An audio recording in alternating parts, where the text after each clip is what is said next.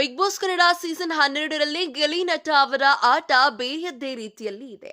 ಅವರು ಎಲ್ಲರ ಮೆಚ್ಚುಗೆ ಪಡೆದಿದ್ದಾರೆ. ಆದರೆ ಕೆಲ ವಿಷಯಗಳನ್ನು ಅವರು ಗಂಭೀರವಾಗಿ ಸ್ವೀಕರಿಸುವುದಿಲ್ಲ ಎಂಬ ಆರೋಪವೂ ಕೂಡ ಈಗ ಕೇಳಿ ಬಂದಿದೆ.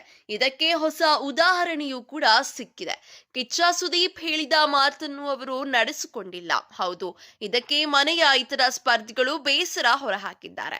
ಗಿಲ್ಲಿ ನಟ ಮೇಲೆ ಒಂದು ದೊಡ್ಡ ಕಂಪ್ಲೇಂಟ್ ಕೂಡ ಈಗ ಕೇಳಿ ಬಂದಿದೆ. ಅವರು ಯಾವಾಗಲೂ ತಲೆ ಕೂದಲನ್ನು ಬಾಚಿಕೊಳ್ಳುವುದಿಲ್ಲ.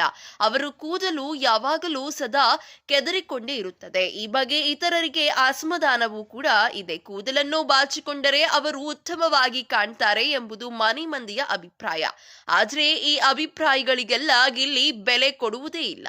ಕಳೆದ ವೀಕೆಂಡ್ ನಲ್ಲಿ ಒಂದು ಪ್ರೀತಿಯ ವಸ್ತುವನ್ನು ಇತರ ಸ್ಪರ್ಧಿಗಳಿಗೆ ನೀಡಬೇಕಾದ ಚಟುವಟಿಕೆ ಬಂತು. ಈ ವೇಳೆ ಗಿಲ್ಲಿ ನಟ ಅವರಿಗೆ ಕಾವ್ಯ ತಮ್ಮಿಷ್ಟವಾದ ಬಾಚಣಿಕೆಯೊಂದನ್ನು ನೀಡಿದ್ದರು. ಅವರು ಆದ್ದರಿಂದ ಕೂದಲನ್ನು ಬಾಚಿಕೊಂಡರು. ಈ ವೇಳೆ ಸುದೀಪ್ ಅವರು ಒಂದು ನಿರ್ದೇಶನ ಕೊಟ್ಟರು. ದಿನವೂ ಆ ಬಾಚಣಿಕೆಯಿಂದ ಕೂದಲು ಬಾಚಿಕೊಳ್ಬೇಕು ಎಂದು ಸುದೀಪ್ ಸೂಚನೆ ನೀಡಿದರು. ಆದರೆ ಈ ಸೂಚನೆಯನ್ನು ಗಿಲ್ಲಿ ಅಷ್ಟು ಗಂಭೀರವಾಗಿ ಸ್ವೀಕರಿಸಿರಲಿಲ್ಲ. ಸುದೀಪ್ ಬಂದು ಹೋದ ಮರುದಿನದ ಎಪಿಸೋಡ್ನಲ್ಲಿ ಅವರು ಎಂದಿನಂತೆ ಕೂದಲು ಬಾಚಿಕೊಳ್ಳದೆ ಕುಳಿತಿದ್ದರು. ಆಗ ಬಿಗ್ ಬಾಸ್ ಕಡೆಯಿಂದ ಆದೇಶವೊಂದು ಕೇಳಿಬಂತು. ಸುದೀಪ್ ಅವರು ಹೇಳಿದಂತೆ ಗಿಲ್ಲಿ ತಲೆ ಕೂದಲು ಬಾಚಿಕೊಳ್ಳಬೇಕು ಹಾಗೂ ಒಂದು ಹೊತ್ತು ಅಡುಗೆ ಮಾಡಬೇಕು ಎಂದು ಆದೇಶದಲ್ಲಿ ಇತ್ತು. ಬಿಗ್ ಬಾಸ್ ಕೂಡ ಗಿಲ್ಲಿ ಮೇಲೆ ಅಸಮಾಧಾನಗೊಂಡಂತೆ ಕಂಡಿತು.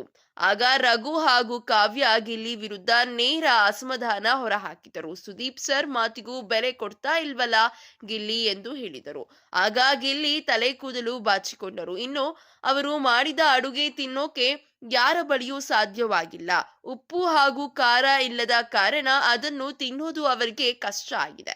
ಇದೇ ರೀತಿಯ ಸಿನಿ ಅಪ್ಡೇಟ್ಸ್ಗಳಿಗಾಗಿ ಹಾಗೂ ಕನ್ನಡ ಬಿಗ್ ಬಾಸ್ ಸೀಸನ್ 12ರ ಲೇಟೆಸ್ಟ್ ಅಪ್ಡೇಟ್ಸ್ಗಳಿಗಾಗಿ ಈ ಕೂಡಲೇ ನಮ್ಮ ಯೂಟ್ಯೂಬ್ ಚಾನೆಲ್ ಅನ್ನು ಸಬ್ಸ್ಕ್ರೈಬ್ ಮಾಡಿ ಹಾಗೂ ಪಕ್ಕದಲ್ಲಿ ಕಾಣ್ತಿರುವಂತಹ ಬೆಲ್ ಐಕಾನ್ ಅನ್ನು ಕ್ಲಿಕ್ ಮಾಡಿ.